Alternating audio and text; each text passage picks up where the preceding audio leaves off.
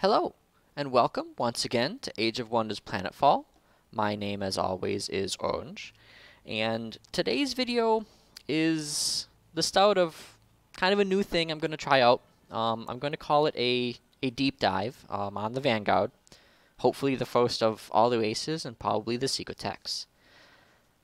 The point of these deep dive videos, in line with kind of just the point of my overall channel, is I assume that people that have got this far know the basics of the game. Whether that's because they bought it and played it for a while, or they've watched somebody else's Let's Play, I don't know. But I assume that you understand, hey, your cities build units, your units move on the tactical map to kill things. Once you kill everything, you've won.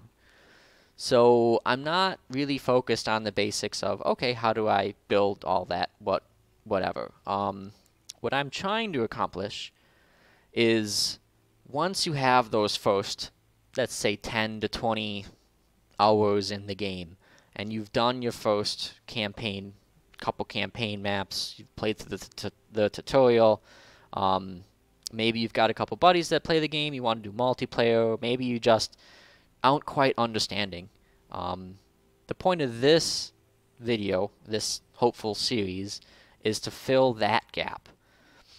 Because Planetfall is a very complicated game. It's extremely complex. There's the 6 different races, the 7 different secret techs, which combine to be 42 totally unique playstyles, because each combination has just wildly different priorities and what they're trying to do.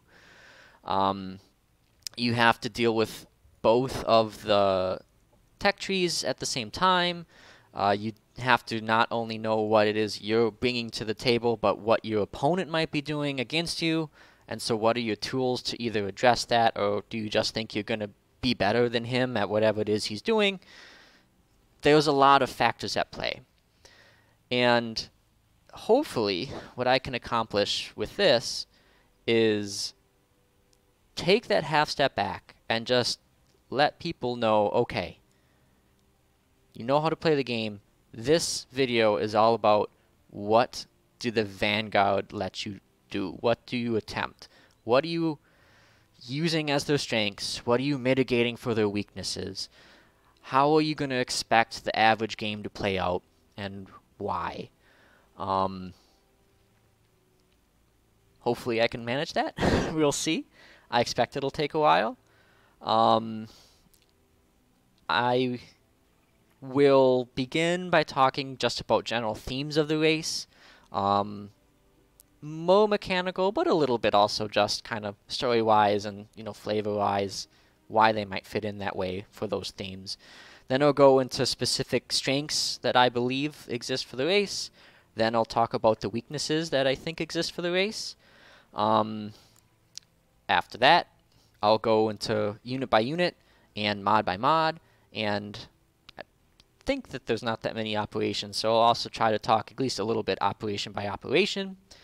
And finally, I'll end up by talking through, I've got 3 example builds on my list here that I think do a good job highlighting, okay, here's a build that is exploiting a strength, here's a build that's kind of mitigating some weaknesses, why is this a good approach for the race, and serve as a bit of a template maybe for when other people, when you try to build your own, or try to make your own builds, and kind of the ways that you might want to think about with Vanguard, how you're going to be approaching these builds. So it'll take a while. I've got some water here. I might have to take a break and take a drink a couple times, but we'll get through it. And I'm sure that just like I did with my patch notes video, I'll have a little side comment with all the different timestamps if anybody has one particular thing they want to jump into. So without further ado, I think I'll begin with the themes. So Vanguard. The Vanguard are a very traditional race, as evidenced by their Space Marines. Space Marines are obviously a very common science fiction trope. You'll find them in pretty much every game across all genres, shooters, RPGs, other strategy games, what have you. if it's science fiction, there's probably a Space Marine in it. So there's nothing really uncommon there as far as just the basic picture of what the race is. Space Marines, tanks, whatever. I want to caveat that, though. Just because the Vanguard are traditional, and because people can kind of look at them and be like, oh, I have expectations on what they're going to be doing, that doesn't always make them simple. It definitely doesn't make them generic, and it certainly doesn't make them easy. Some things the Vanguards do are pretty simple, right? Their basic trooper doesn't have a whole ton going on. There's some other units that go that way, but they also have very good counterexamples of very complex things. You know, something like the Pug that has 3 different support abilities that all do very different things that don't necessarily seem to immediately fit together. And again, there's counterexamples. So traditional, yes. Simple, can be, not always. I said they're not generic, which kind of depends on what definition you're using there. I'm going to say they're not generic because even though the Vanguard often fit the expectation that you would expect, or that you would think a Space Marine faction is going to behave, right? So they're going to want to shoot you, throw grenades at you, use tanks, whatever. Yes, they fulfill that expectation, but because everything else in Planetfall doesn't fulfill those expectations, your other races are doing some pretty wildly differing things. That means that none of the races are really kind of the bog standard default, and just by being a race that kind of does what you'd expect them to do when you walk in on them means that they're, you know, unique. The Vanguard are not like the bog standard default. And actually, I wouldn't advise starting out as the Vanguard in your first multiplayer game, because going into my next topic, I said they were not easy. I actually find the Vanguard to probably be one of the most difficult races to get a handle on. For the other themes, well, the reasons for that will become a little more apparent as I talk about some of the other themes, but again, to do one last revisit, traditional, yes. Simple, not really. Easy, definitely not. And generic, also not. Again, because by their very kind of bland-ishness, that makes them be unique, because no one else fits that wicket. In tactical fights, the themes that I kind of think of when I'm fighting with or against the Vanguard, they will often want to be engaging at medium range.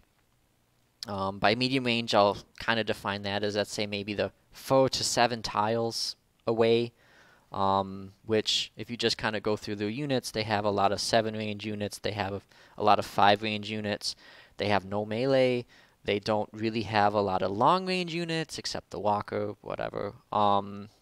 They really kind of want to keep people away, but they need them to be close enough to shoot, which fulfill, like, it's what most new players, I expect, want to be doing in most fights, but many of the other races don't want to be fighting at that range, and it can be very hard to keep the other races from their preferred engagement range, because the long range stuff you got to move up to engage, while with the short range stuff you don't have a ton of tools to keep them off of you. So it again feeds into the traditionally you'd expect to want to fight at that range, because that's what a lot of sci-fi shooter type games would imagine you want to be doing, but that's hard to do in this game. Even though, again, it's kind of what the Vanguard are tuned for, but that doesn't mean it's easy. Second, on that tactical side, the Vanguard, in my opinion, are probably the one race that does the best with the most variety of units. Often in multiplayer games, most builds are really working towards 1, maybe 2 units, kind of as much of a mono build as you can get, just because it's easier. If you only are focusing on one unit with a handful of supports thrown in, that means your mod picture gets a lot easier to figure out. It means you don't have to mess around with having multiple barracks types.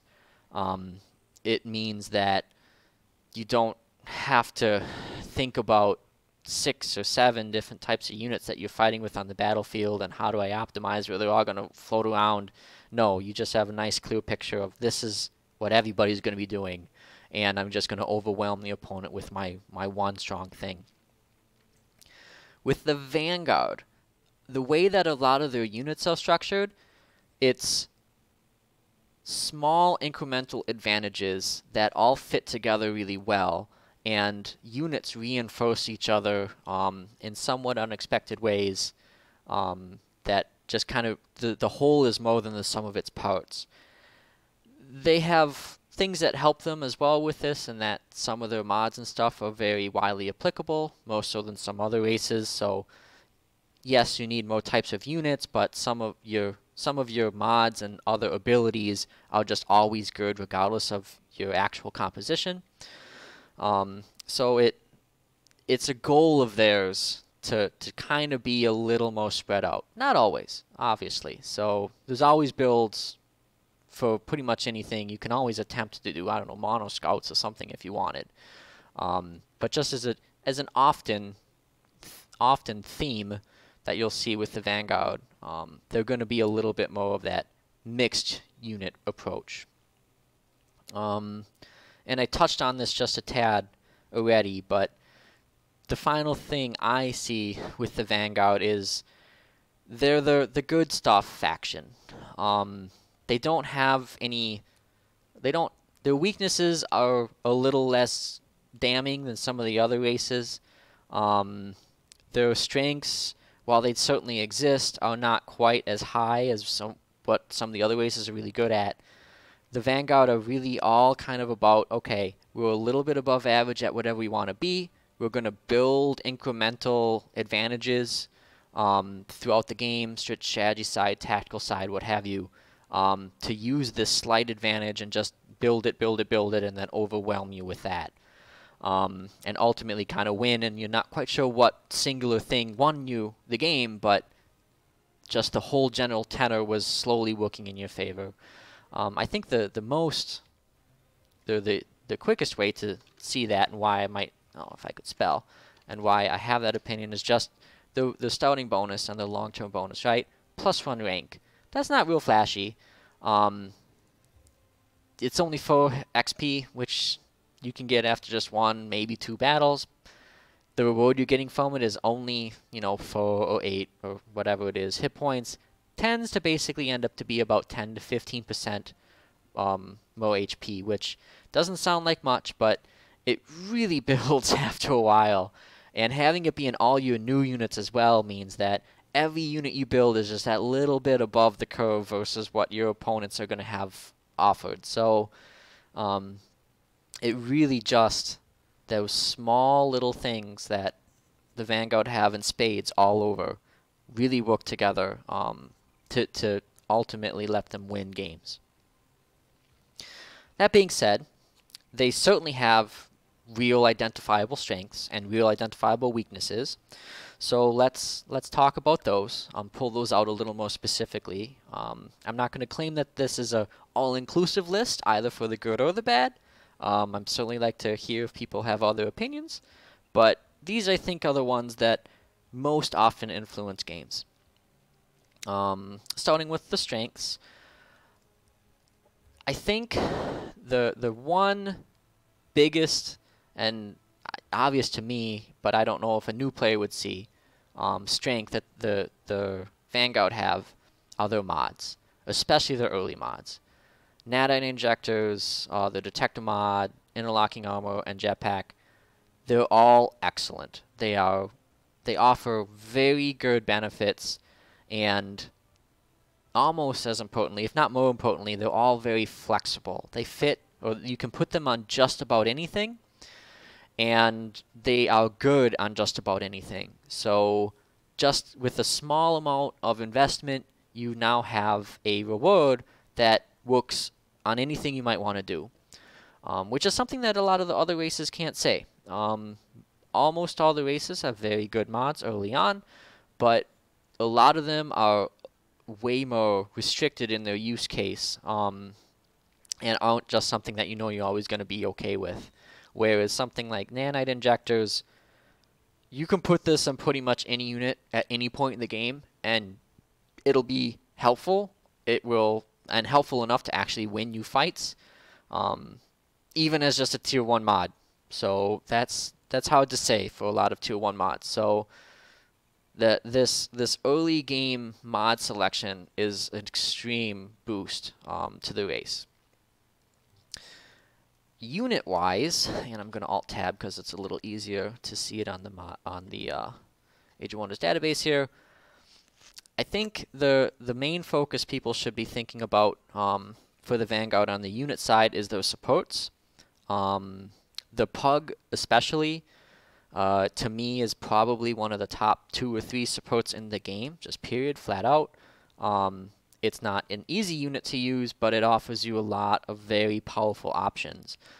The Engineer is not quite that caliber of unit, but post T-Rex with the range boost and targeting calibration, the Engineer is not a weak point of the race anymore. It has very cool and good interactions with the Pug, as well as with other units on the roster. It's again has that combat summon, which is something that is a very attractive thing to bring in tactical combat, and it's just an all-around solid unit that having a couple along is always nice. So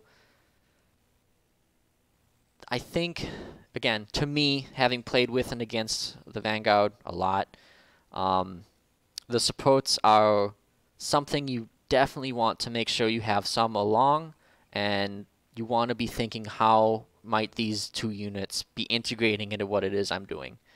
Again, this will vary from build to build. Just in general, the units are less applicable than mods are going to be for every race, but the supports are a core strength of the Vanguard, and don't undersell them. Don't forget about them. Make sure to be bringing a couple of them along. And both if you can. Gameplay-wise,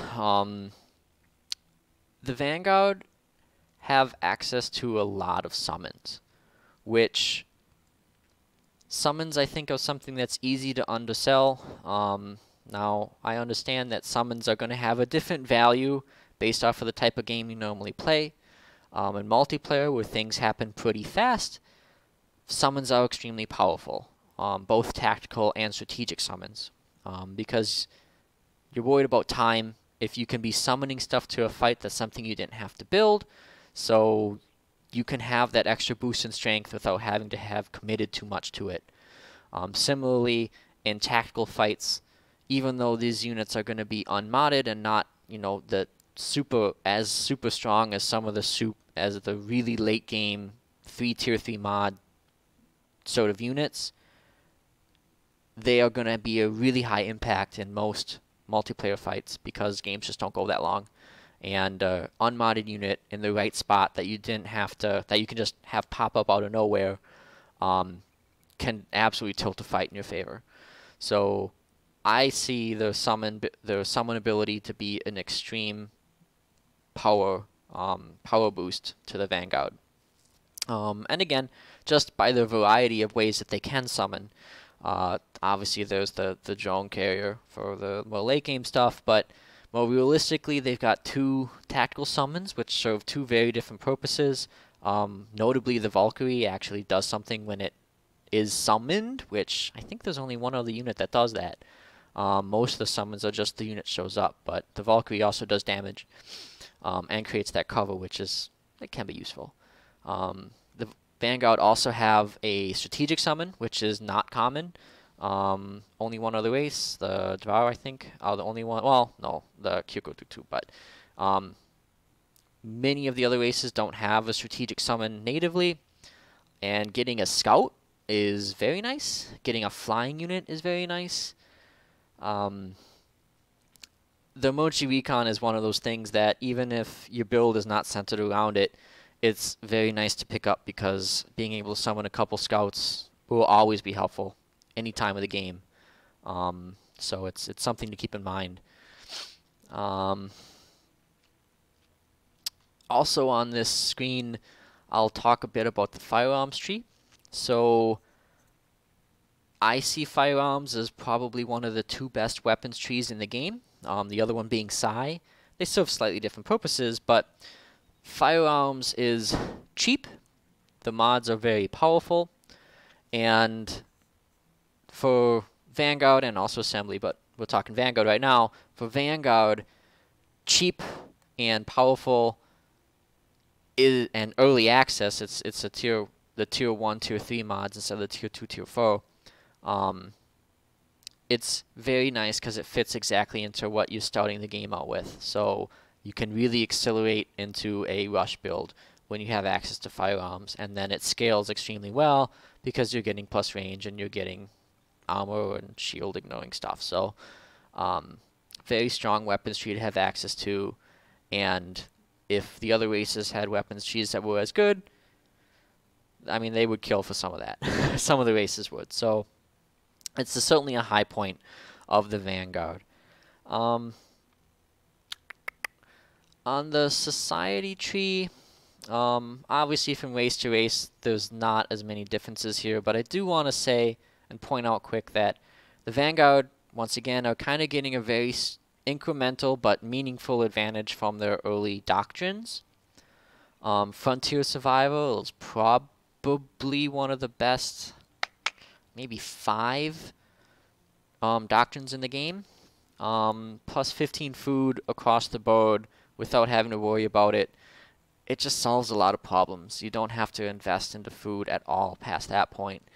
And it lets your cities grow faster, which means that you're getting pops and sectors quicker, which means that you get even more income of stuff to feed back into the economy and keep ramping up and up and up. So it's not flashy, because all it is one number, but that one number is a very good number, and it's very meaningful.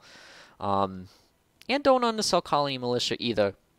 You don't really want this turn 1, but maybe 15 to 20 turns in the game, that production cost can really help when you're trying to, after you've teched everything you want and you're in just build army mode.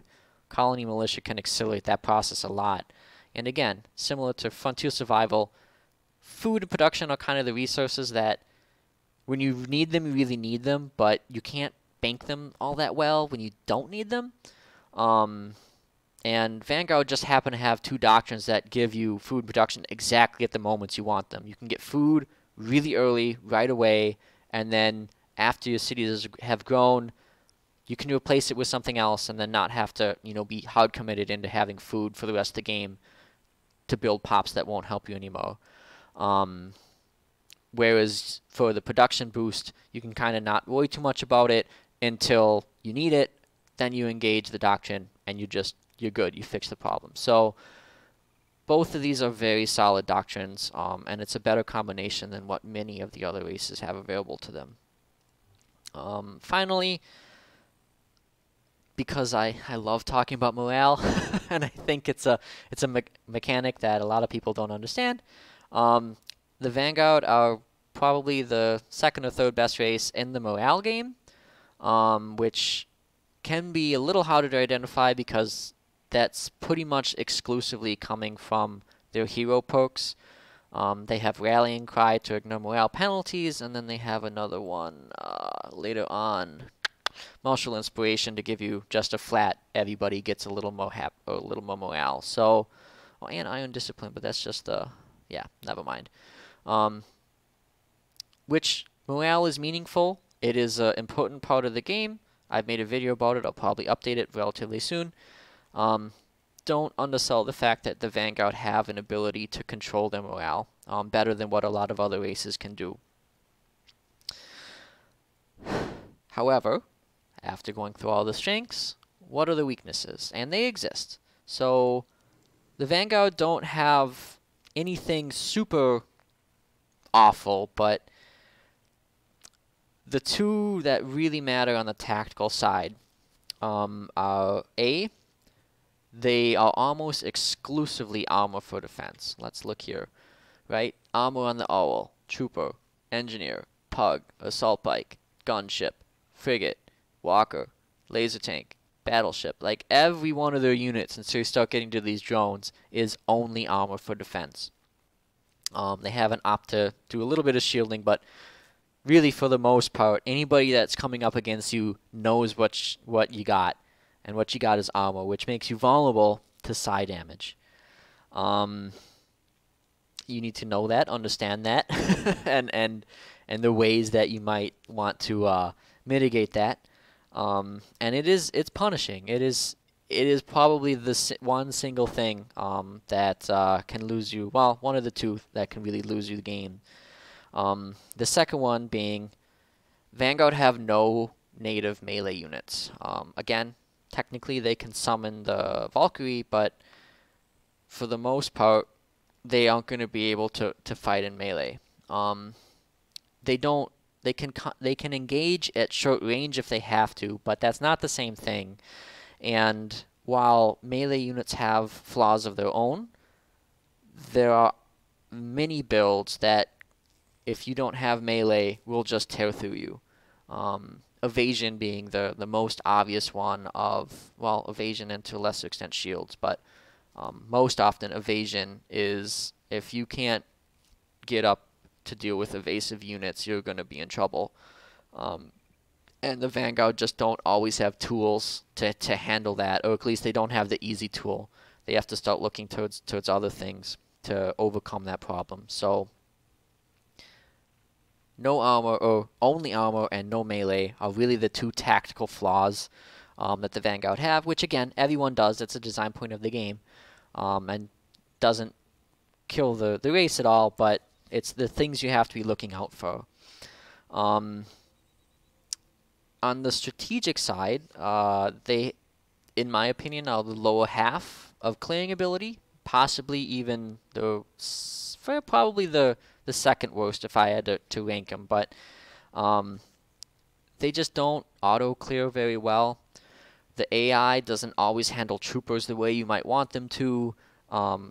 Pugs, by being such a complex unit to begin with, means that the AI doesn't handle pugs very well either, and that's half of what your starting units are. You also don't have melee. Melee tends to be a very strong way to clear early on, and you just don't have that option. So there are ways to overcome that. I've talked about it in a previous video. Again, one that I'll hopefully update sometime in the nearish future, but auto-clearing is not great for this race.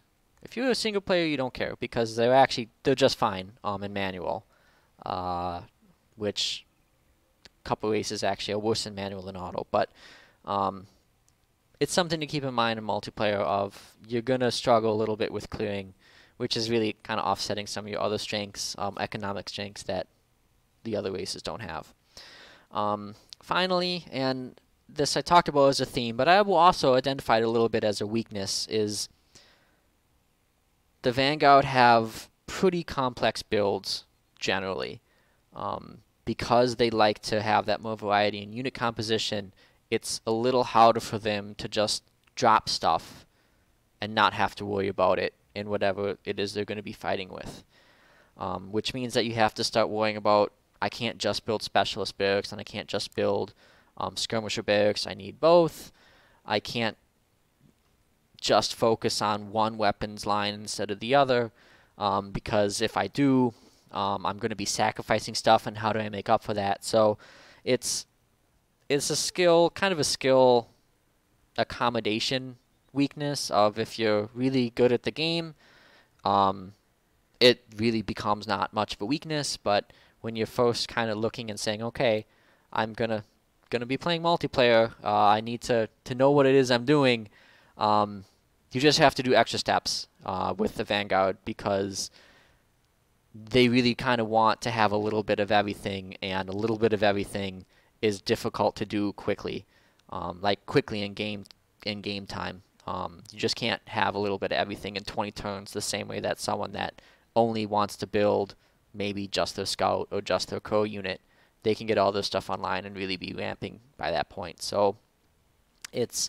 something to keep in mind whenever you're picking Vanguard to go with in the game. So, having talked on the strengths and weaknesses, let's dive a little bit into each unit going on down the line. So, I'll go in tech order, and I'll probably have to tab in and out here a little bit, but let's start by looking at the Owl. The Owl is pretty good as a scout chassis. It's flying. It's got okay HP and okay defense by scout standards. It's actually got quite a bit of damage by scout standards, especially with the air-to-air tacked on. And then targeting field is kind of the ability that makes it be useful even in later game fights. My view on the Owl is it's absolutely fine. There are builds around the Owl, mostly because you can summon it. As a unit itself, there's nothing super flashy about it, which, I mean, that's just the Vanguard thing, but when you look at the Owl to build around, it's more so because of the summon ability of it, not so much because the unit itself is something extremely attractive. The Trooper, there's the co-unit of the Vanguard. It's a firearms unit, which is very good. It's just got, so the Trooper is probably the kind of average baseline unit of the game. I would expect intentionally, right? I'm sure when Triumph was coding the game, they probably came up with the Space Marine as one of the very first units and kind of designed everything around it. So average defense, average hit points. It's got a 7 range repeating attack, which is pretty common. The grenade, it's okay. The AI sucks with it, but in a player's hands, being able to demolish obstacles can be very handy. It's not a lot of damage though. Steady aim, kind of an epitome skill of the Vanguard. It's easy to not even realize you have it, but it's that slow, every time you shoot you get a little bit better odds of landing it than anyone else does. I'll make a video someday just talking about Overwatch, or probably more specifically talking about action economy. I don't value just plain Overwatch very highly.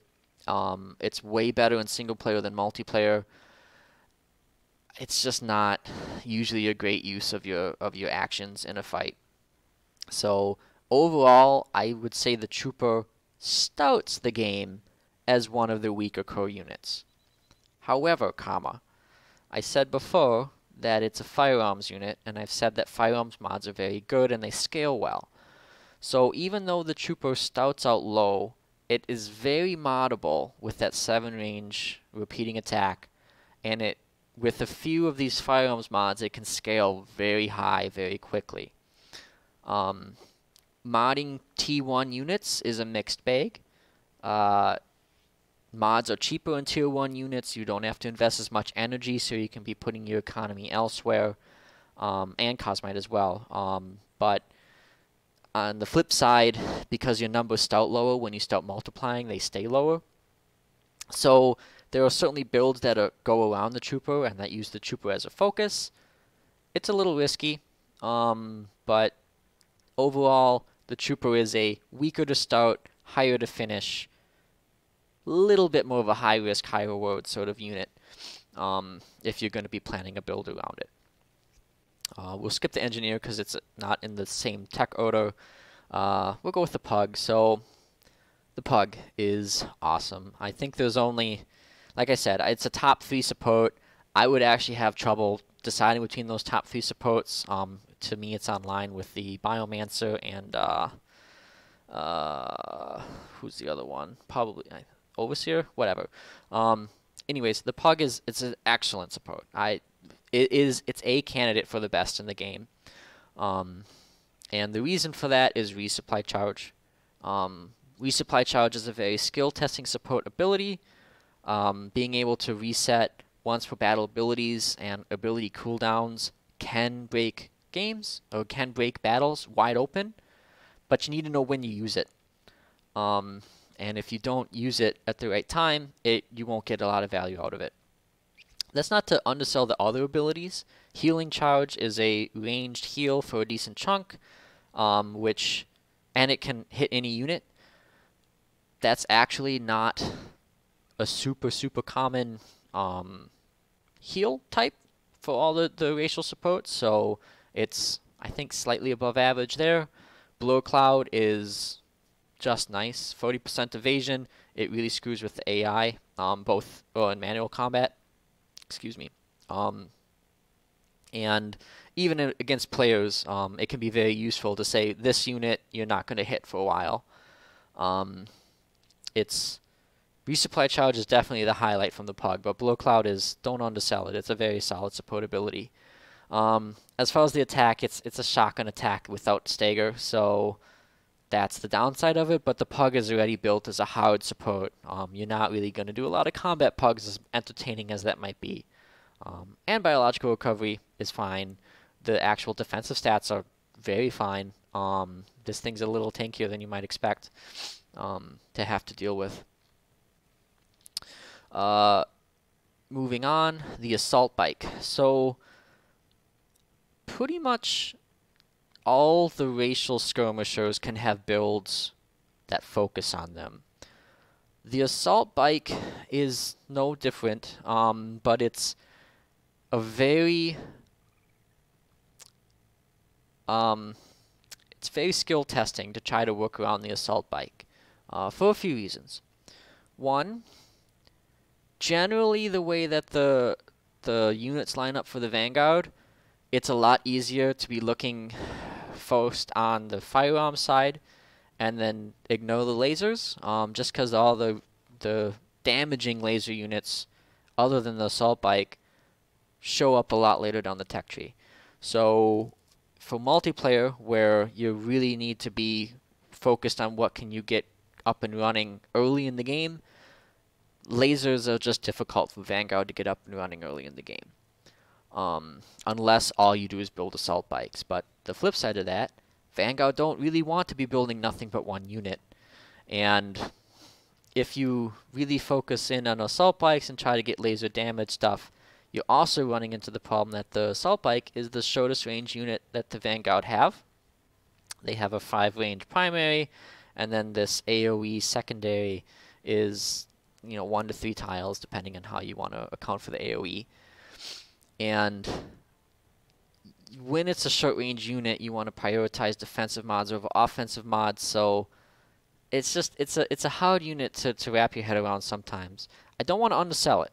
Having full armor and 45 hit points makes this an extremely tanky, and 40 movement, makes it an extremely tanky and mobile unit. When it shows up, for free early at the game, as soon as you get a skirmisher barracks.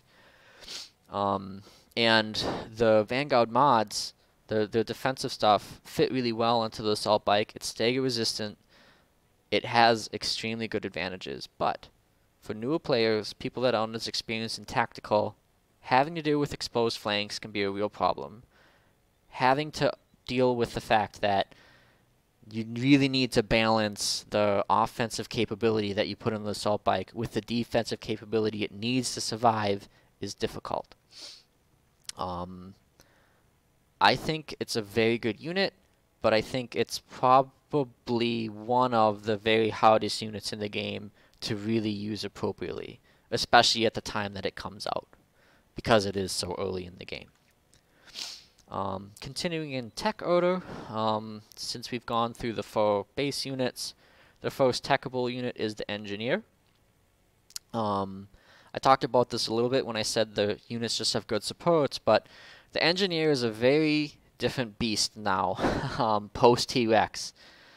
Touting calibration, adding range, and being expanded from mechanical to any Vanguard unit has really changed the approach that the Engineer has within the race in general. Combat-wise, it's got, the Pug stats, so it's okay for support. Not super tanky, but it can actually take hits in the front line a little bit, which is good because it's a shotgun attack.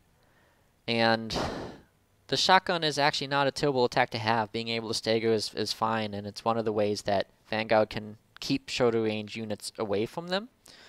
The attraction here again, targeting calibration, and then gun turrets. So that summon for every one of your engineers. Gun turrets, again, it's a little skill testing because you only get one shot at it, and once it's down, you can't move it. You also have to understand how firearms mods stay both on the engineer and then also go to the gun turret. But you can also get the unique mod for the engineer that replaces the gun turret with the missile turret, and then you lose those mods. So there's nuance here. But as far as the Pug being the HUD support, the engineer is kind of the more combat focused support. You're perfectly willing to have it be that little bit closer to the front line, where it can, you know, take a couple more shots, give a little more damage out, be removing actions with high impact, and then you start dropping turrets, and it's going to be just kitted out to be a little bit more of a damage dealer than the Pug will ever be. And again, it has mechanical recovery. Tends not to matter too much in the early game, but it's there. It's fine. Repair tools is a higher heal, but it's restricted in unit type than the Pug's equivalent ability. It's also range 1 as opposed to the range 3. So again, repair tools, it's a good example to show that healing charge is that little bit above average. It's nice to have along. It'll get better later in the game once you start transitioning to your mechanical units, but early on it can be hard to wrap your head around. I like the engineer. I always keep trying to make builds around it, but it's a more complex. It's one of the more complex units, especially when you start looking at the interaction of maybe like assault bikes and engineers, because your assault bike is really going to like having engineers around, but the Pugs come earlier, and the Pug shares the weapon type. It's hard. The Vanguard early game, just because all the way these units interact, every one of them kind of likes to be supported by the others. Goes right back to that themes that I was talking about earlier in the video. You can't really just say, oh, I'm going to bring this unit along and it's going to win. It just doesn't work that way for Vanguard.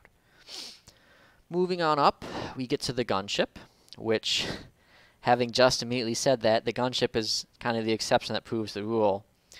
Flying units in general often appreciate being by themselves, because if any one unit can't fly in the stack, the entire stack can't fly. It loses that mobility. And so with the gunship, because it is a flyer, if you really focus on it, it's probably because you're trying to get that mobility, or you're trying to get that clear ability, when not, because if your entire stack is flying, melee units can't hit it, and a lot of marauder units are melee. So if there is a unit on the Vanguard roster that you can really just kind of solo, unsupported, just build this one unit, it's the gunship. It actually only has the same damage output as the scout does, as the owl. It's got more range, certainly, but it's still just damage 9. The flip side to that is it's a firearms weapon, so your mods are going to be cheaper for it. So as a net, it's going to be, well, and of course it's got better defensive stats combined with evasive maneuvers. So the gunship has better damage mods available to it. It's also just a generally better damage mod platform. It can have, like, inherently it has much of the defenses you're already going to want, but making air units tankier is pretty strong because they're usually so hard to hit anyways. Something like the gunship especially will, like, if you can find shields from somewhere, from your secret tech most likely,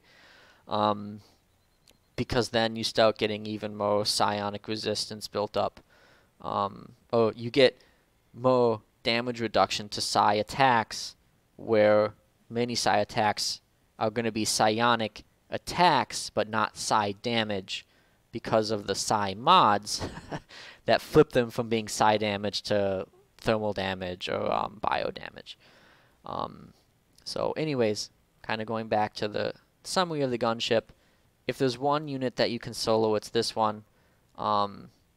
It's a flexible firearms chassis, but it also appreciates defensive mods, especially shields if you can get them.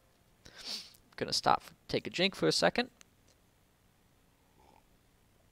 because this video has been going on for a while, and I believe it's laser tanks next, right? Yeah. Okay, and again, I'm gonna skip the naval units for now. There's a lot of reasons for that. Mostly it's just that I don't think the naval game is a very impactful one, period. That may change in the future, and if it does, I'll do just a generic video all about naval stuff. I'm not going to waste my time talking too much about those units in these videos. So the laser tank. I will say at this point that we're transitioning from the units that I commonly see in multiplayer games and moving towards the units that I rarely to never see in multiplayer games. Again, that's largely because of the games I play, 1v1 or 2v2.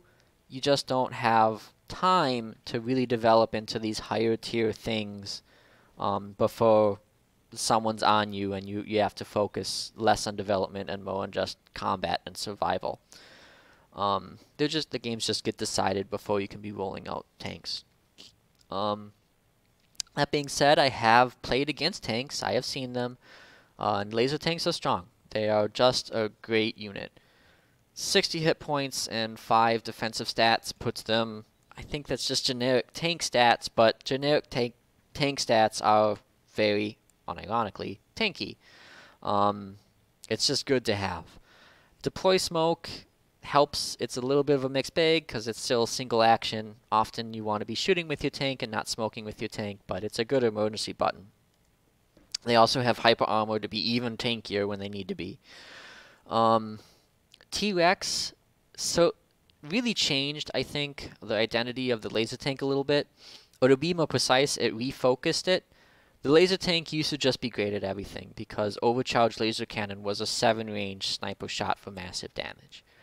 And the unit was able to just engage at whatever range it wanted, shoot you, and it was by the time someone got laser tanks, you knew you were in trouble because that was better than anything you'd have at the equivalent time of the game. Because it's a tank that you can't kill, that's going to be shooting you from a mile away. Now, the laser tank has been tweaked around to make this overcharged laser cannon not be a sniper shot, but instead it's just a single action attack. It still has the armor penetration, and it still hits like a truck. But what this change has done for the unit is it's made the laser tank really be more of a aggressive, move forward, take ground sort of unit. Because you can move two actions and then shoot with a single action and still be getting a lot of value out of that one shot. So now the laser tank is a positioning based unit as opposed to just being a standoff ranged unit. Now there's a couple reasons that might have happened. I suspect it probably just was because the walker didn't really have a place and now it does. I don't think by any means that's made the laser tank significantly weaker. I think it's just changed how the laser tank fights on the battlefield. To the better for the Vanguard, I think. Because now I will admit it's probably a net nerf to Vanguard, but the Vanguard got a lot of other strengths elsewhere in the race to make up for it. And it just fits now into that theme of the Vanguard. They're not the super long range race. They want that middle range engagement of if you're fighting all snipers, you really do have to push forward a little bit to engage your opponent. You can't just force everybody to come to you because you outrange them. That being said, it still has prime rank range, so if you can get these guys up to high rank, you don't have to worry about it, and you can just still plink away from long range and be doing massive damage. Moving on up to the Walker, I have seen this now in actual multiplayer. One or two of my 2v2 games, a guy started pulling these out post T-Rex. It's a very interesting unit now. It used to basically just be a trooper except upgraded, but a trooper that was upgraded and coming after the laser tank wasn't offering you anything because the laser tank was just so great when it was that long range sniper unit that you could still be just plinking away from its 7 range and doing massive damage too. So now that the laser tank kind of has a slightly different purpose, the Walker also got a little bit of a repurposing. It's still an artillery unit, so the laser tank was replacing it at 9 range. Now it doesn't, but they downgraded the damage but made it a free action.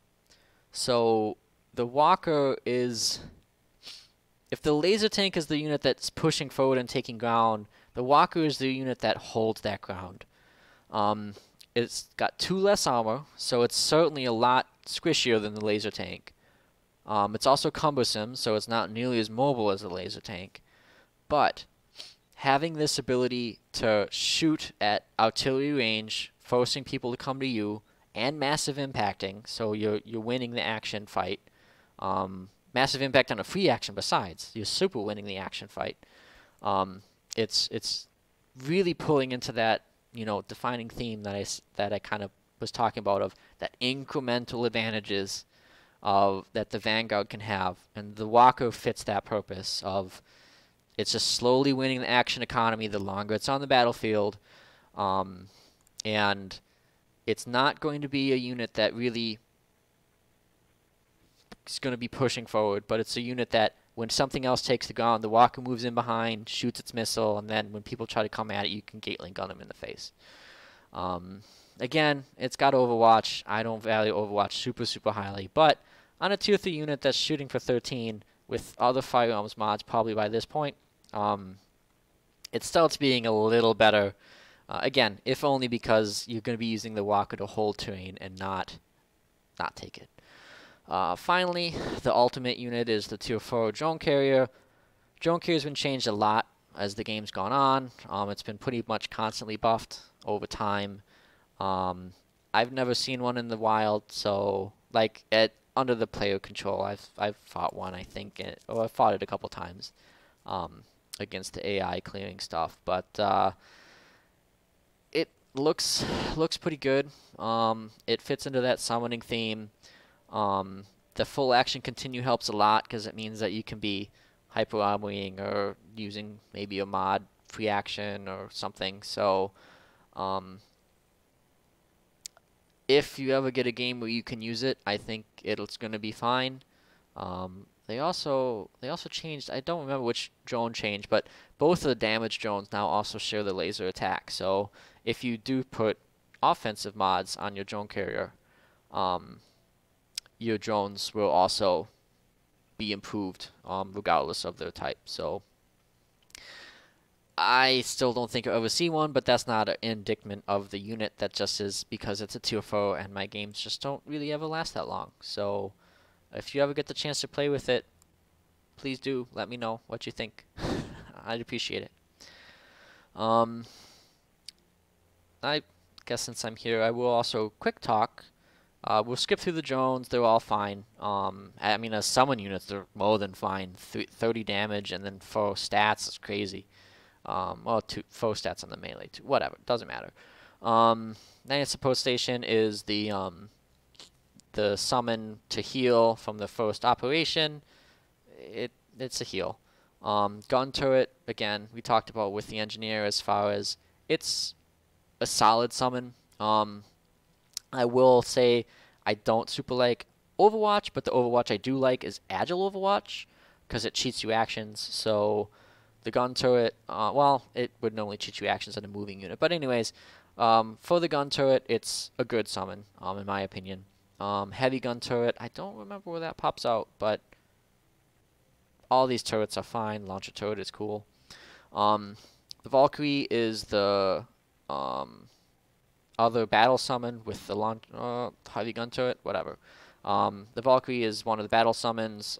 I wish I could build this unit. It's just so cool. The flashbang grenade, laser sword. It's a really neat unit.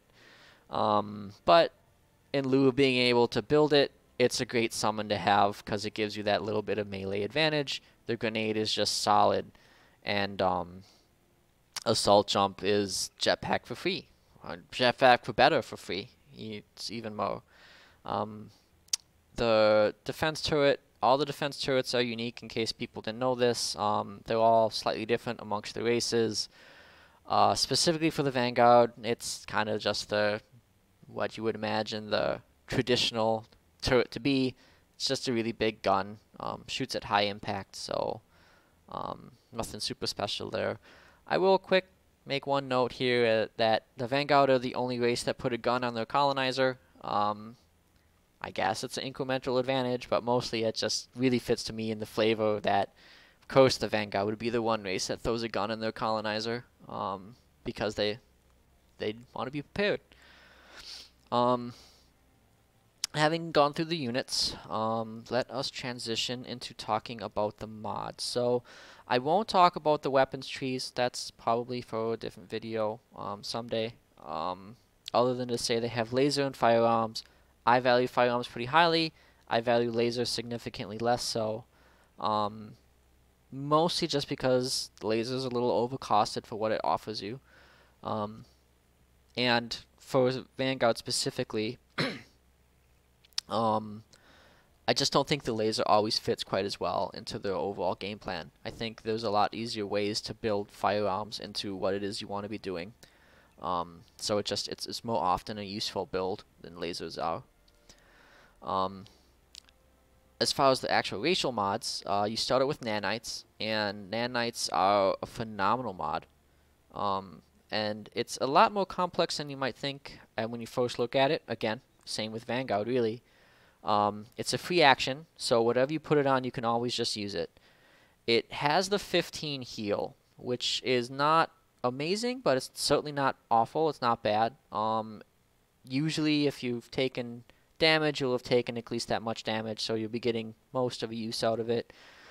But the interesting part that comes in is that you get this resistance to all damage channels by 3 for 2 turns, and you can actually pre-fire this. You don't have to heal at all when you engage nanite injectors. So there was complex decisions to be made as far as, do I want to save nanites for after I've been damaged, even though if someone's going to be start to shooting at that unit, maybe the unit just dies before you get a chance to nanite.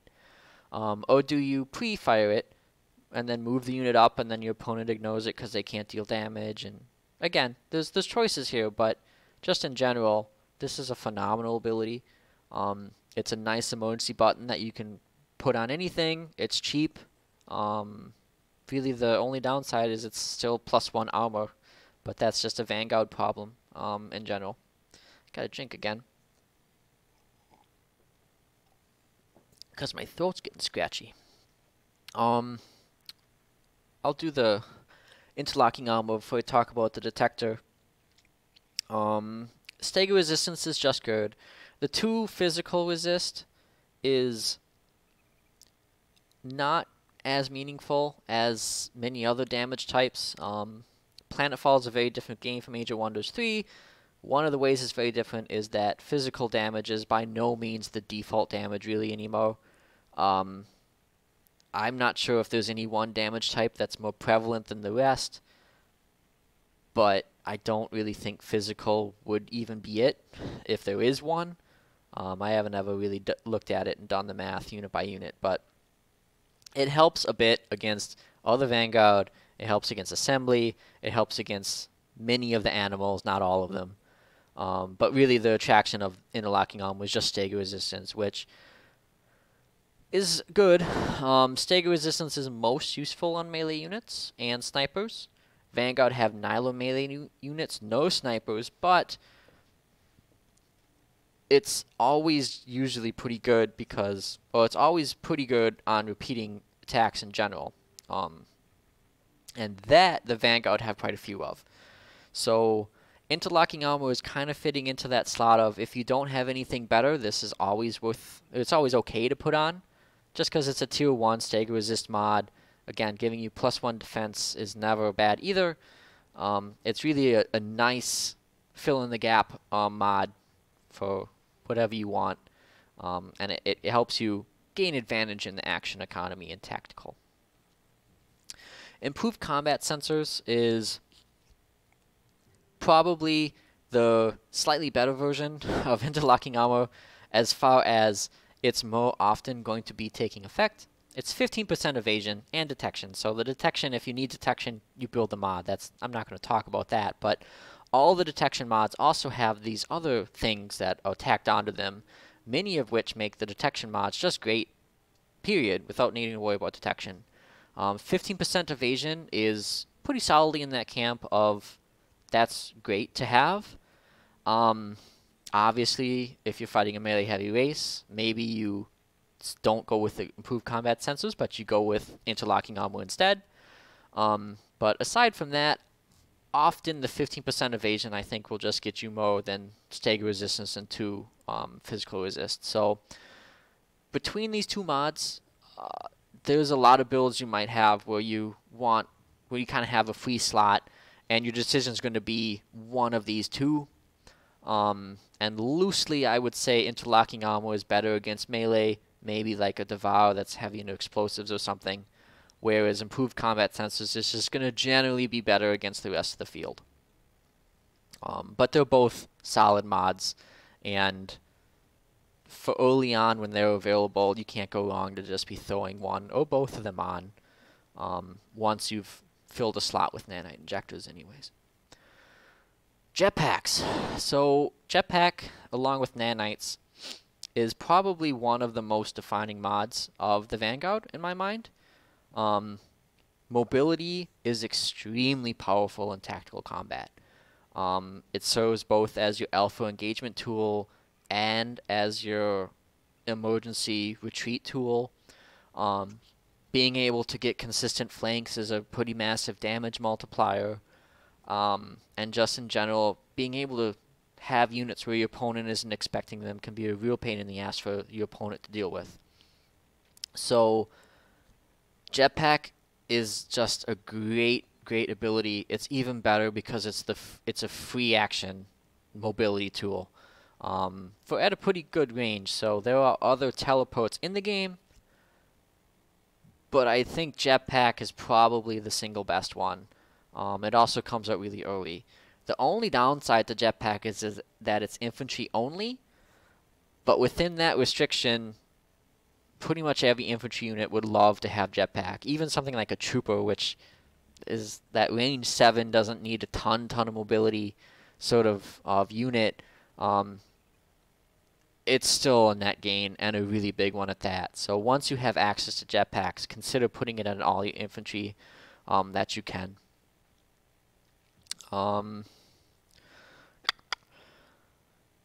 The launcher turret pack is a single unit only mod. My opinion on single unit only mods in general is that they're all bad. But the launcher turret is probably the best of all of them. The reason I think single unit mods are bad is that you need that one specific unit. And a lot of that type of mods sit in this range of kind of the 4 to 7 tech tier, where the really good stuff is later on, and you probably aren't hard committed to this one type of unit, and it just serves as this giant tech block to something you might actually want, but when you research this tech, you're not getting anything immediately that you needed. And often you're getting a mod that you wouldn't have been able to use, period. The engineer is certainly a very much better unit now, post-T-Rex, than it used to be, but there still exist many builds that can ignore it, and if you can ignore the engineer, then the launcher turret pack is just this nothing. Like, it might as well not exist. However, it has a very strong impact if you are going for engineers.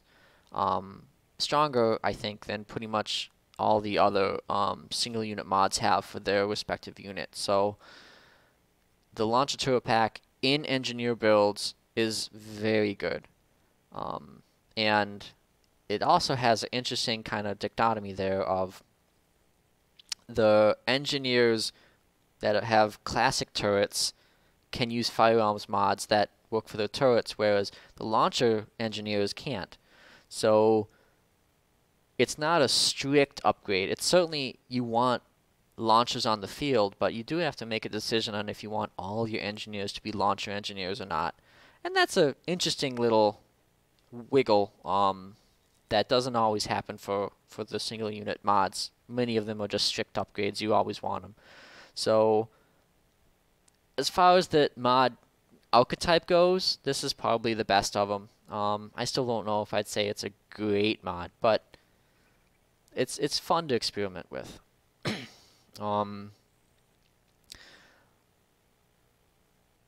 These three last mods here, so the penultimate sequential kill, and then the two final miniaturized missile array and reactive armor plating. They are all very good. I think they're actually, like as a unit, all three of them together, probably just about the best kind of end game mod package. And it feeds into just the fact that the Vanguard have phenomenal mods, period. But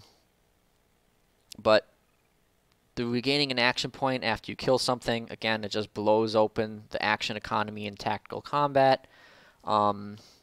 Damage reflection is crazy. And miniaturized missile array turns every one of your infantry units into an artillery unit. And it changes the Vanguard from that mid-range engagement sort of people into being, nope, we're just going to blast you to pieces from halfway across the map, which is terrifying. So these mods are all very good if you can get to them, which if you can get to them is really going to be the problem here.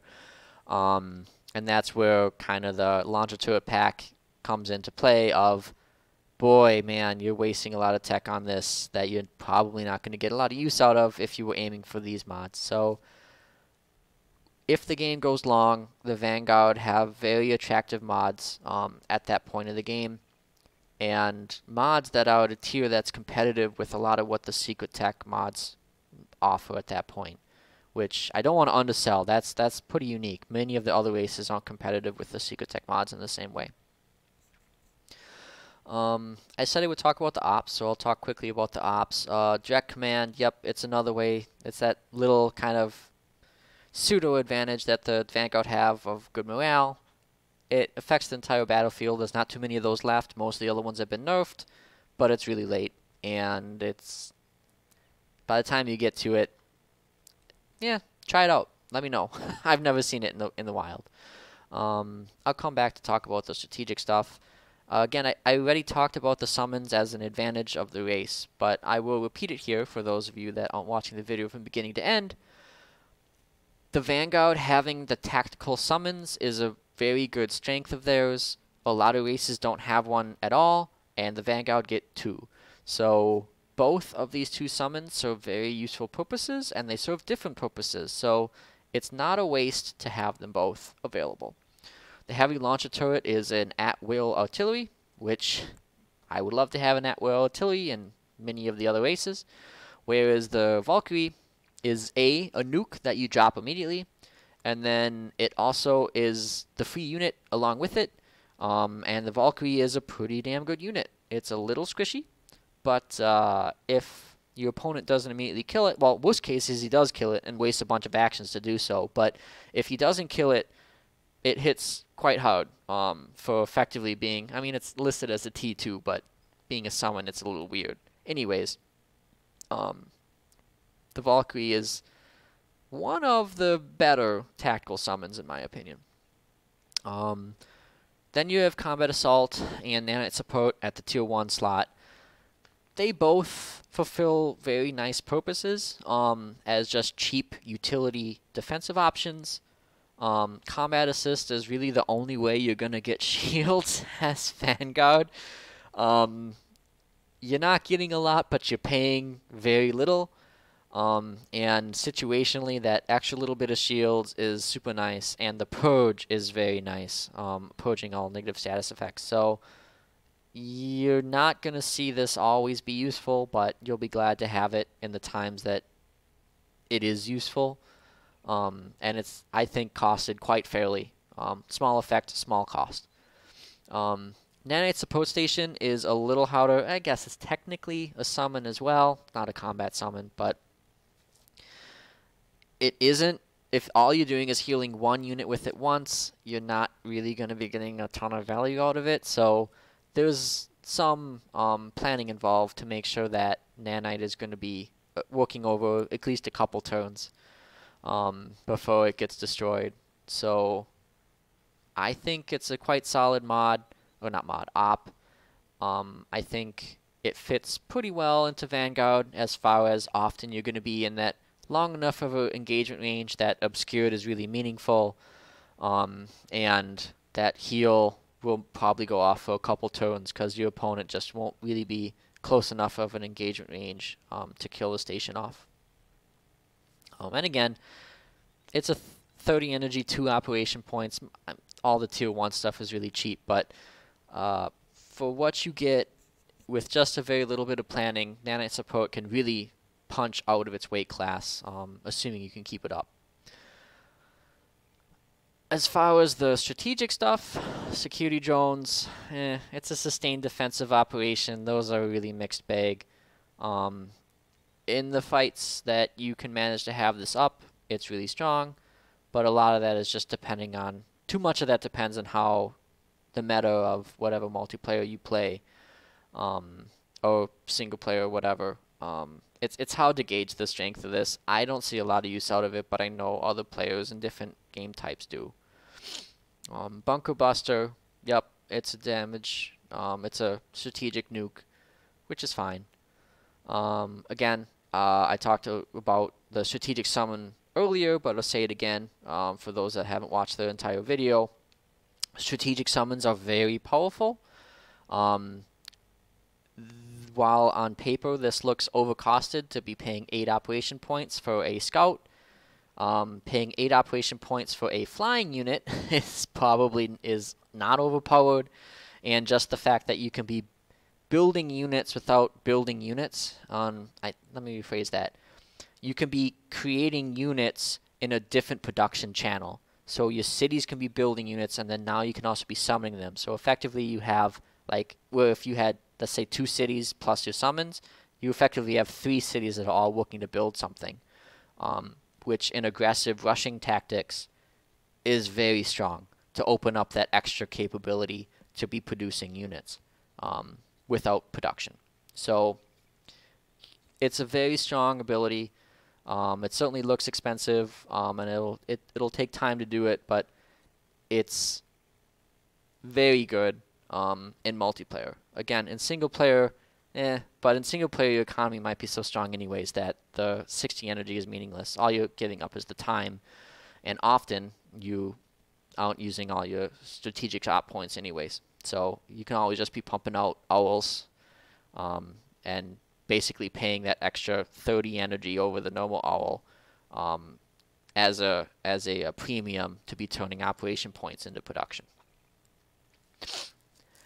At Orbital Station here, again, this is late enough. I really never see these.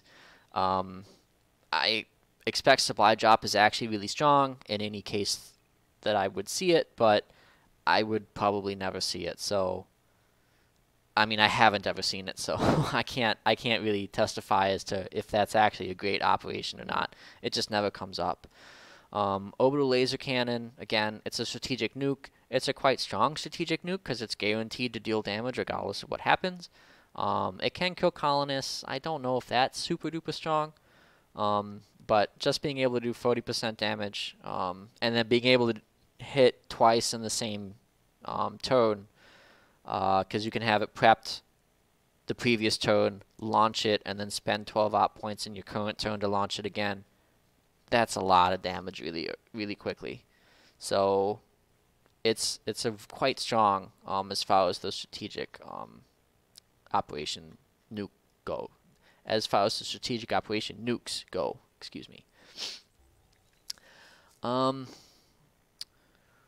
I had talked about the doctrines again. I'll repeat myself quickly. I don't want to spend too much time on doctrines, but Frontier Survival, very good. Candidate for one of the top, at least top 5 doctrines in the game, period, flat out. That extra little bit of food just really opens up your economy that you don't have to worry about food really at all. And it's an excellent way to kickstart those first couple sectors out of all your cities in the first 10, 15, 20 turns of the game. Colony Militia, not as good turn 1, but you can turn it online exactly when you want to, and at the time of the game when you're starting to pump out units, this can really save you there. The way I play, you're going to be having at least 1 or 2 colony militia buildings in every one of your colonies, so this really is just a flat somewhere between a 15 to 20, 25% production cost reduction, which is, it's significant. Again, at the time of the game when you want to be building units. And when you're not at that point of the game, you just don't need to have it up yet. Combat Simulation Center is meh. I think it got buffed in T-Rex. I don't remember. You're starting out with 1 level anyways. In multiplayer games, I just don't think your game's going to be going on long enough for this to matter too much. You would have to have something be sitting there for like, I don't know, 20, 30 turns before you're getting enough value. So, I'm not going to really talk too much about these later doctrines. And I'm actually going to talk on the Tier 5 doctrines here less about what the doctrines themselves are and more just to say why I don't think it's worth talking about them. And the reason I don't want to talk about them at all is that to get to these Tier 5s, you have to go through Dawn of a New Union. And Dawn of a New Union doesn't really offer you much at all in multiplayer. If you start losing heroes, you're probably at the part of the game where you've done 1, maybe 2 big fights. Either you are basically pushing on the enemy to be winning the game, or vice versa. And you're not going to get any value from summoning heroes back because you probably will have already lost by the point you would want to. Or won, vice versa, right?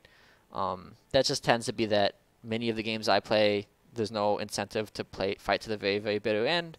So after the first couple fights go one way or the other, people just kind of say, yep, well, I concede and we'll start a new game. So I don't see much use out of that. And if you're not getting anything from Hero Resurrection Protocol, unification efforts and planetary unification, they're meaningful or they're meaningless in a 1v1 or even a 2v2 multiplayer. You just don't get anything out of them. So these Tier 5 doctrines are really, you have to build in the cost of researching a Tier 4 tech just to get to them. And they're just never good enough to be worth that. So they exist. I think integrated support is a very cool doctrine. Hearts and Minds, yeah, whatever, that's less so. But I will never tech into these because of the way that the tech tree is built right now. Which, it's not good or bad, that's just the way it is. Single player, I'm sure you have a different opinion. Finally, yeah, then there's the Tier 9 doctrines, which that's so far down. I don't think I've ever even attempted or heard anybody attempting to get this far down the doctrine tree. It's technically reasonable now, because you can actually go here and then you only have 2 techs to go. And if your Tier 7s here are good enough, it's not unreasonable to go that far, but that's a lot of tech. And often I think you'd be better off by getting an operation effectiveness or something. So I'll acknowledge they exist, but I'm not going to talk about them in specific detail. I'm going to take another drink. And I think that's having gone through all the units and all the mods. Well, no, not quite. Let's tab back to the database here. And I will at least address the secret tech variants that the Vanguard have. So Many of the secret techs, not all of them, have variants for most of the races. Specifically Celestian, Cynumbra, Promethean, Synthesis, and Void Tech. Their initial Tier 2 unit has quite a bit of variance between all the races. For Malictors and Cynumbra, there's a little bit of variance there, and then for Lightbringers and Celestian, there's a little bit of variance there as well. Xenoplague and Inheritor don't have any changes. So of these 5, there is uniqueness between the different races. So I will quickly discuss just to say what the difference is that Assembly does or doesn't have versus the quote default for that unit. So I'm sorry, I said the Lightbringer, but I meant the Star Guide is the other one that there's a couple unique Star Guides, but Lightbringers as the Combat T2 for Celestian. The Vanguard version has a unique dash. If we look up here, it's how to compare to which one. So I think, yeah, the Kyugo one is the default. So Meteor Dash is what you get by default. Assault Dash is the Vanguard variant. Essentially, you get the 2 shields for 2 turns. Is the difference. So you're a little more survivable once you jump in, which it's okay. I don't want to talk too much specifically about the interaction of Celestian and Vanguard, but yeah, I'll just leave it at that. I'll just say that the Assault Dash is the difference here for the Vanguard Lightbringer versus the default, and maybe someday in the probably far future we can talk about some of the implications of that. The Star Guide is not unique, I do not believe. Light Bolt, Blinding Light, Celestial Guns, yep. Their Star Guide is the quote-unquote default version. Cynumbra, their Initiate, the Vanguard Initiate, is blank default, nothing special. Well, it's the same as the other ones are. Or it's the default as the other ones would be. Ditto for their Malictor as well, I believe. Yes. Okay. Promethean, actually here is one of the ones that the Vanguard are as flashy as they get as far as the unique variants for secret techs. Their Purifier has the Plasma Repeater instead of the Plasma Blast. The difference here is the Plasma Blast is a single action range 5, whereas the Plasma Repeater is a repeating action range 7. So there are certainly implications to that. Again, I won't go into detail, but it's a pretty strong variant as far as variants go, reflected by the fact that it's got higher build cost than the other purifiers have. Synthesis. The Vanguard Hacker has 2 differences from the base template. One is that instead of a Scrambling Virus, which is a jump arc attack, the Vanguard Hacker has the Shrapnel Virus, which is essentially a grenade. It's a better grenade because it applies Compromised and Bleeding, but it's still a grenade. Shoots it, or it hits as AoE at range 3.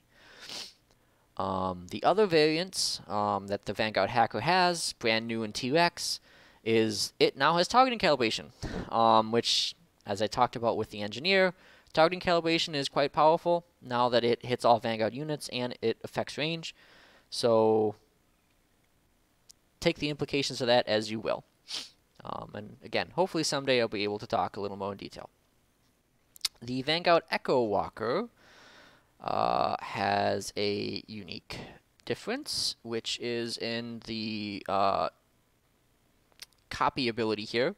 The default version is Quantum Echo. The Vanguard ability is Quantum Pulse, which applies a AoE dimensional instability proc and when it's copied. I think that's the only difference, right? Cooldown 4, range 3, yeah. So that, again, I don't want to get in the weeds of why that is, or is it meaningful. I just want to address that that is the difference that exists. And that is that as far as the secret tech variants, which means I'm done talking about units, I've talked about mods, I've talked about operations, and we're done talking about all the specific stuff of the Vanguard, which means I will once again take a drink. And then we will talk about some example builds. So I've got 3 that I want to chat about. The first one actually is not going to be Vanguard Promethean here. The first thing I want to talk about is if you go just, it's a pure Vanguard approach. A pure Vanguard build, which I kind of tongue-in-cheek listed as Firearms Forever. So the approach here would be, okay, I'm Vanguard. I'm not particularly interested in my secret tech, so I can take a look and see what the T1 might offer for whatever secret tech I want. But let's say I'm going to ignore it entirely. And if I'm Vanguard, what is that? What are the implications of that? So I have a few options of units I could be focused around. And let me back up a step. Even though with the Vanguard, as I've said, they're going to want to be variety in unit composition, you're still probably, you have to start with something. So if I'm Vanguard, what I want to start with, the first thing to look at is probably your core unit. There's a reason it's called your core unit. That doesn't always apply for every race, but for Vanguard, we'll start there. The Trooper, as I discussed earlier in the video, relatively simple, but it has a firearms primary attack. So if I want to be working mostly with the Trooper and starting with the Trooper, what are the implications of that? Okay. As a 7-range repeating attack, I'm a little more focused on offense over defense. However, all of my Vanguard mods are they're all defensively focused. So I will need to basically go down the firearms tree.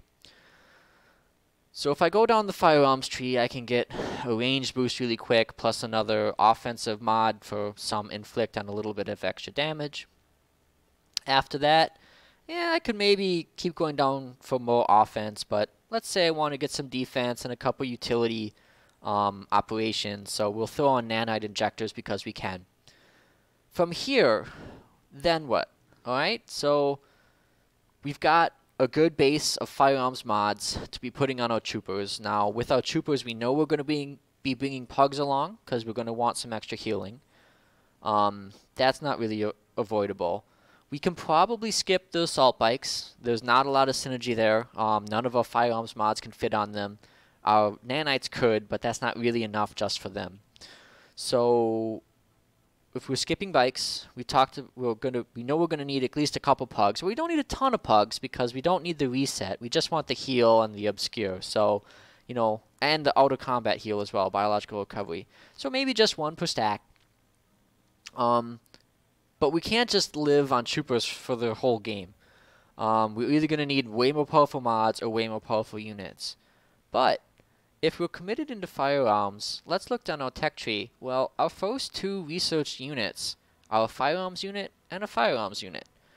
After that, it gets a little more wonky, but we can actually just start building in a lot of power if we say, okay, we've got Troopers, we're going to bring along a couple pugs, and then let's start throwing in some engineers, and let's start throwing in some gunships and see where we go from there.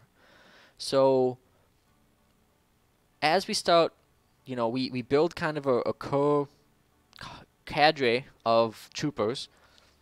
We start flexing into engineers. Well, hey, we have our gun turrets. They like firearm stuff.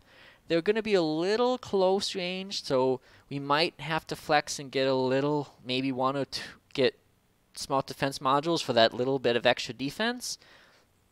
We can explore that, but it's a unit that slots in really nicely because, again, we've already got the pugs. We weren't going to be using that reset ability or reset active ability on the pugs, but now we can. Now we have a target for it. We've thrown engineers into the mix. We don't need a ton of engineers, but let's say if our basic stack is going to be a hero in the lead, plus a pug, plus an engineer, plus 3 troopers, that's a pretty good stack. That can handle just about everything that comes at it. Once we kind of build out with that, and we haven't added much, right? We've already committed to 2 firearms techs, plus, well, 2 to maybe 3 firearms techs, nanite support, and then just 1 more tech gets us a massive upgrade in how our units interact. From here, we have a few more options. We can say, well, now we want to just solely build out, let's get fireburst ammunition, let's get shockwave infusers. The other alternative is maybe we want to have a little bit more strategic flexibility. We have gunships right here for just 1 more tech that, again, all of our existing mods go right on the gunship with no extra hassle.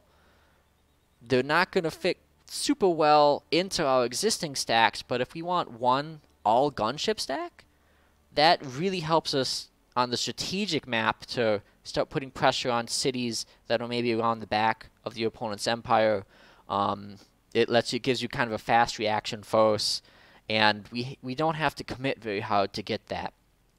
And just like that, we've come up with a pretty flexible, pretty easy to amass composition, and we haven't done anything except look just at what Vanguard has offered, and then a Vanguard weapons line.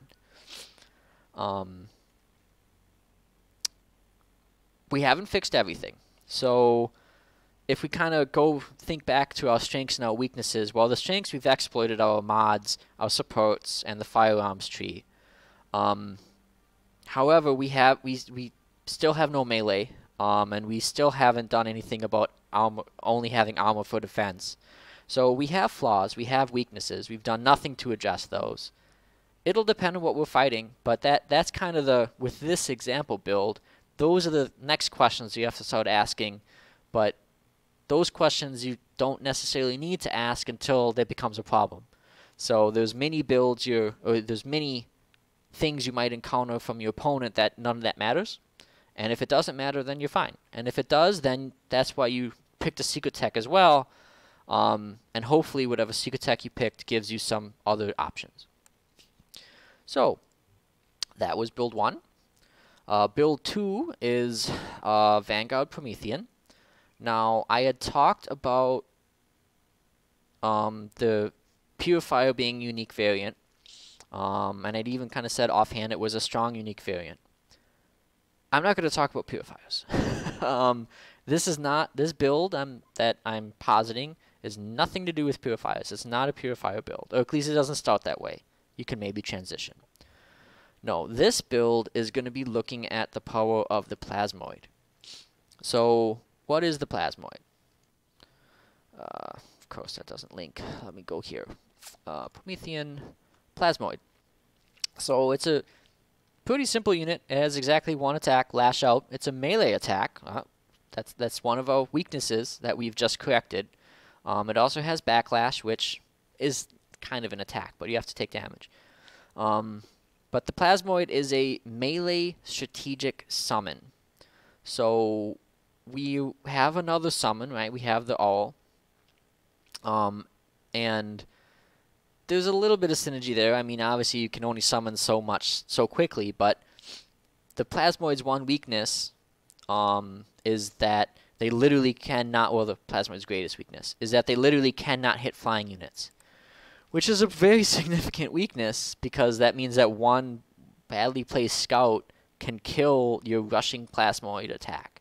But because we can summon owls, we can have a mix of Plasmoids and owls being summoned in the field that just having those extra couple owls along can protect you from scouts.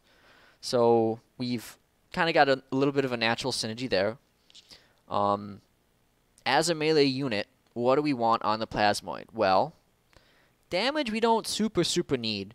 As for a tier 1 unit that's hitting for 12 on a repeating attack with Incendiary, that's massive damage. That's very cost effective. No. What we really need is defense, and that's something that the Vanguard have a ton of in their mods, right? You've got nanite injectors, both for the heal and then the pre-hit on the approach for that extra resistance. You can tack on evasion, which evasion on a melee unit tends to be very strong if you're fighting ranged units.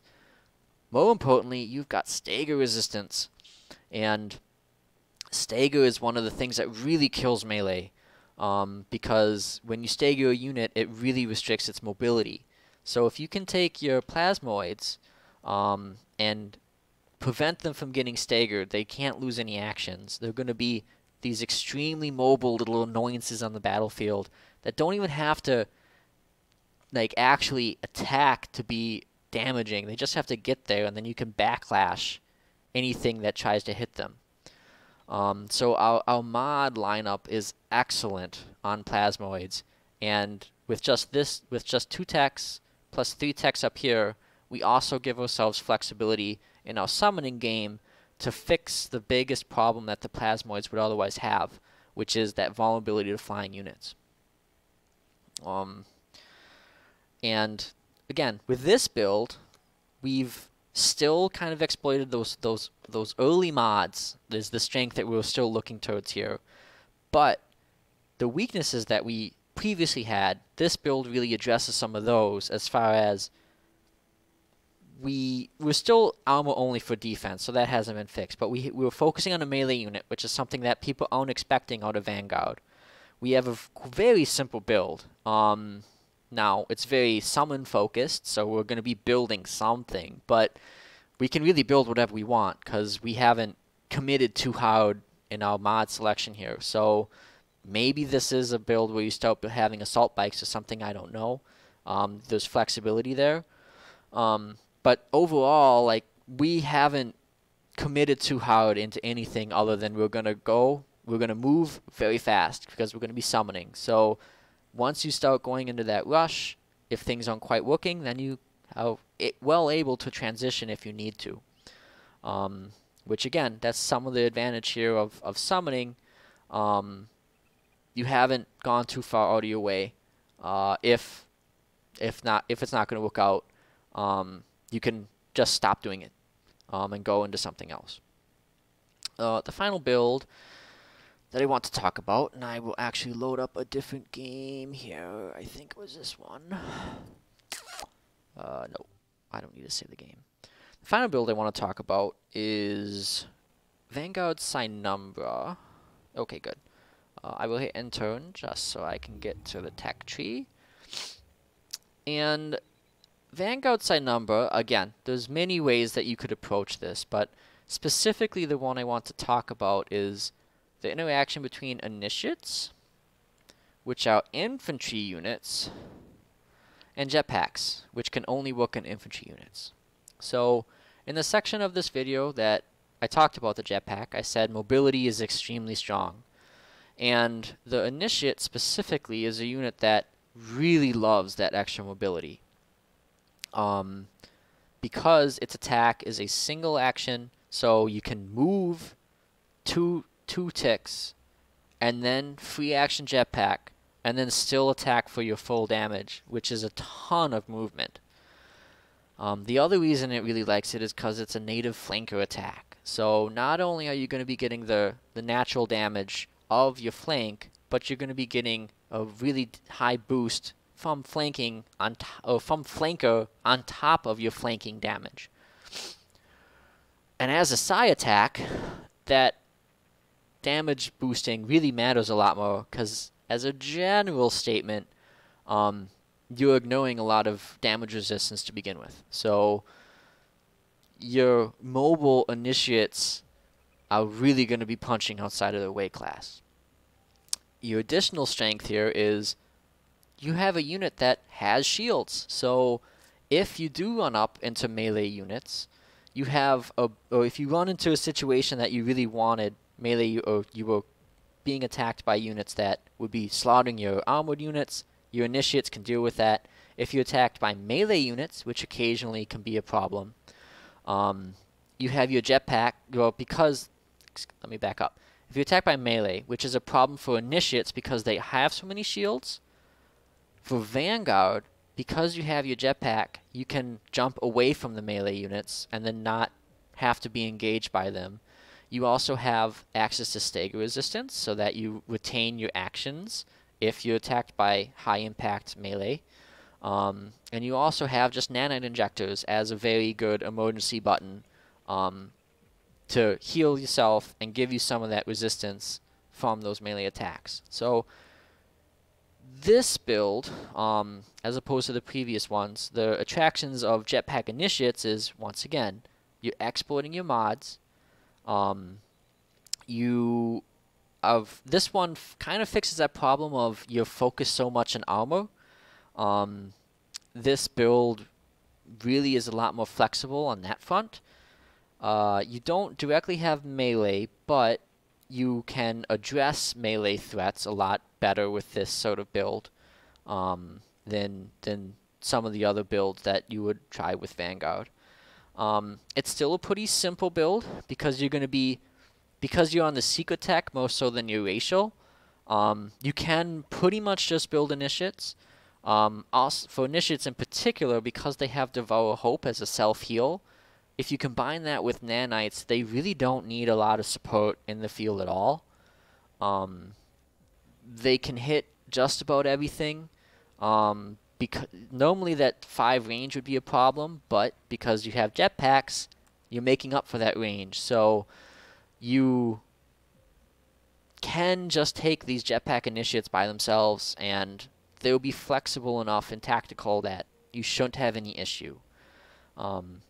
These 3 builds, as I've gone through them, I'm not going to claim that any of them are the perfect answer. I really just wanted to bring them up as different ways, different possible constructions that you can have, and then try to talk a little bit about the logic behind them. As far as this particular one for Jetpack Initiates, it is very good. Of the 3, it's probably the strongest. I've played against all 3, and I think Jetpack Initiates are probably the scariest. The Plasmoids one got a little weaker. It was very strong when the game first came out, and Plasmoids still had small target. Or I can't remember if they had small target or skitter, but they used to have a lot more evasion. It's still a decent build, I think. I just haven't seen it, so I'm not 100% sure how super strong it is or isn't anymore. The firearms only Vanguard one is okay. It's a little slow, just because troopers on their own, you're still focused on a tier 1, which you have very mixed results in general with. I do think all 3 would be viable. Again, I've played against all of them. They were all competitive, certainly at the time I played them, and I don't think anything post-T-Rex would have changed the ones that I haven't played against in a while. The only one that I've personally played is Jetpack Initiates, though, and that was very strong. But again, these are not meant to be exclusive. They're not meant to be the best builds. They're just meant to be representative builds, and hopefully be more interesting from the theory craft discussion and the wheres and why furs, more so than the specifics of this is exactly what you're going to be. This is the exact opposing build you're going to be countering with this. Let me check my notes here. So I think that's just about it. Hopefully this was useful. I expect to be making one of these on every race, and then maybe with a slightly different format, I don't know. Something very similar for the secret techs. I don't know if I'm going to be doing it weekly for these, because this takes a little more effort than some of the other videos I do. Just because it is very wide-ranging, and I have to kind of make notes on everything and talk to a few people about stuff. But I'll kind of reiterate here at the end, in summary, that the point of this is hopefully that this will kind of always remain applicable and pertinent. Some of the stuff may change with future balance patches as far as the specifics of the units and whatnot, but really the point here is to say, okay, this is the Vanguard. This is what they're about from a mechanical, actually playing the game perspective. And then transitioning from there immediately to, okay, so what is the race? What is the Vanguard actually good at when you compare it to the other races? What does it actually have problems and struggle with compared to the other races? And then again, some of the specific unit insight, which that's probably the stuff that will not always stay the same. And then just builds, because I think builds are maybe the sort of thing that people just don't really, until you've been forced to have to do it, you don't think about stuff in that way. And even for single player, I really do think that having a plan going into the game helps a lot. But you can't do that unless you've played the game enough to really start building this picture of stuff in your mind. So hopefully I've been able to give an idea and give that picture to people. And if I haven't been able to do it entirely, hopefully I've at least started people on the way to get there. As always, and I guess even more so for these videos than my other ones, if anyone has disagreements or agreements or other comments, please let me know. I like typing and talking about this game because I still love this game. I think it's certainly my game of the year from last year, and it's probably my game of forever all time, having replaced Age of Wonders 3. So with that note, I will sign off, and as always, enjoy Planetfall.